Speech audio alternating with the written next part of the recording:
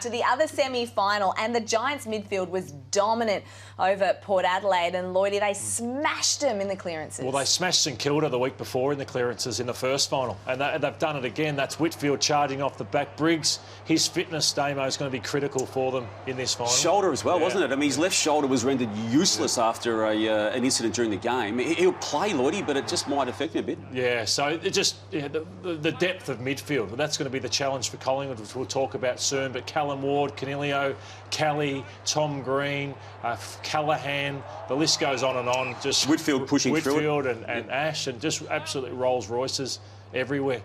So yeah, that was where Port were well beaten, and we'll chat about them in the exit lounge about where they need to improve Port, because they were showing up through the midfield on Saturday night. The Giants' pressure too was immense, and it looked like Port Adelaide were a little bit spooked at times. What did you guys think? After half-time, I thought Port were much better, but it was game over. So here's a moment which symbolised the first half where they're 30 points down.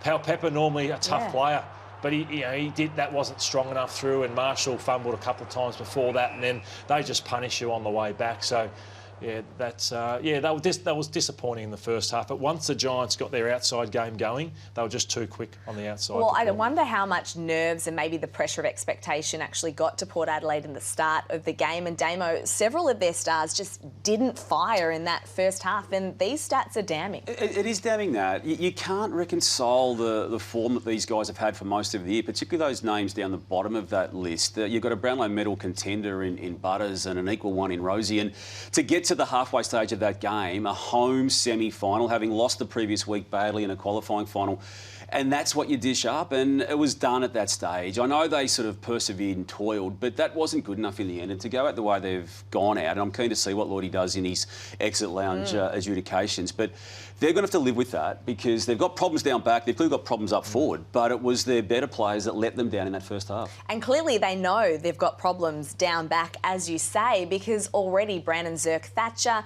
Asava Ratugolea are their targets in the trade period, so they know they need to bolster their stocks, and Lloydie, their backline was under siege. Yeah, it was, yeah. It's unfortunate. I've seen Tommy Hawkins do it to them, and poor Trent McKenzie a year or two ago, and then suddenly Jesse Hogan made him look like an under-18 footballer. So, yeah, they should have identified it last year, but unfortunately it's cost them another season. So now the Giants must travel to the MCG to face the mighty Magpies, and they'll go into this game really with plenty of confidence, knowing they can play anyone, anywhere, at any time. Damo, could it be a little bit of 2019 again? Well, the fact they've done it before, Nat, in that same corresponding game, yes. I mean, they're arguably a better outfit this year. There's certainly more better system, isn't it? And Toby Greene's comments post-match last week about it being the least talented team he's been part of, but a more effective one. So, yeah, they're a live, massive chance. They're up to their eyeballs in chance to make through to the grand final. Yeah, on Toby Greene, is it Quain or is it Braden Maynard? I think... yeah,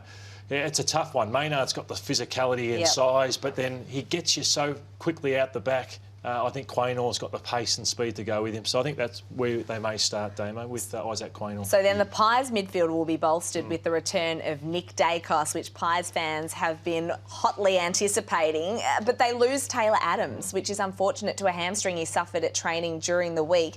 Can they cover that loss?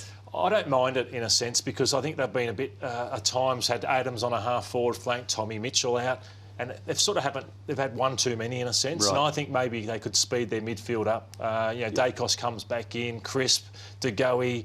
I think they might need that dynamic power opposed to the Giants. There's no easing Daicos back, though, is there? He's missed 6 weeks since the damage in round 21 against Hawthorn, and ideal world, you might be able to bring him back through a half-back flank like he started last year, maybe parts of this year, but he's going to be required to be the Nick Daicos Brownlow medal favourite from the first bounce because of the might of the GWS midfield.